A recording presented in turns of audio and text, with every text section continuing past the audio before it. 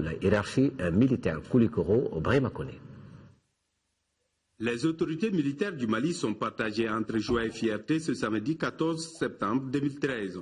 Elles fêtent la fin de la formation du 2e bataillon formé par la mission d'entraînement de l'Union européenne et UTM au Mali. Le bataillon est formé bien sûr pour relever les défis sécuritaires, pour se mettre à la disposition de l'État pour servir cette nation. La remise de la médaille de la politique de sécurité et de défense de l'Union européenne au chef d'état-major général des armées marque un signal fort pour le renforcement des capacités opérationnelles des militaires maliens. La présente cérémonie me donne l'opportunité d'exprimer ma reconnaissance et mes encouragements au personnel d'encadrement de l'EITM Mali qui, avec professionnalisme et abnégation, a transmis les connaissances techniques et tactiques nécessaires pour la manœuvre d'un groupement interarmes. À vous, soldats européens, je veux dire devant tous la fierté qui est la mienne d'être votre chef.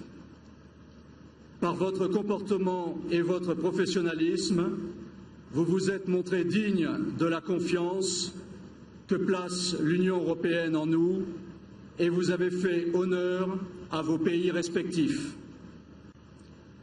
À vous, soldats du GTIA Elou, je témoigne de la très belle impression qui se dégage de votre bataillon. La qualité du bataillon Elou repose sur le professionnalisme et le bon comportement des hommes, ce qui répond bien aux aspirations du ministre de la Défense et des anciens combattants. C'est une formation qui est à la hauteur des défis que nous devons relever, en s'imprégnant aussi du fait qu'au-delà de la formation uniquement militaire, enfin technique, leur comportement moral, leur comportement par rapport à l'éthique militaire va aussi être un élément déterminant dans la réussite des missions qui leur sont demandées.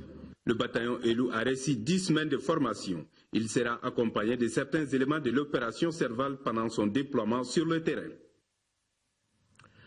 En 4e région, c'est un véhicule de la MINUSMA qui a été victime d'un accident de la circulation.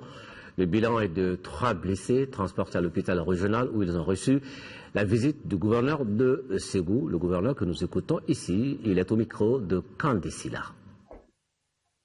C'est pour venir constater l'état de santé de nos frères, de nos parents de la MINUSMA du Togo, qui, comme vous le savez, dans le cadre de la sécurisation de nos zones libérées, viennent de faire un accident sur la route à 50 km de Ségou. Parmi les 3 blessés, nous avons le chauffeur qui est gravement atteint par la tête. Donc nous avons décidé, après les examens d'ici, de l'évacuer sur Bamako.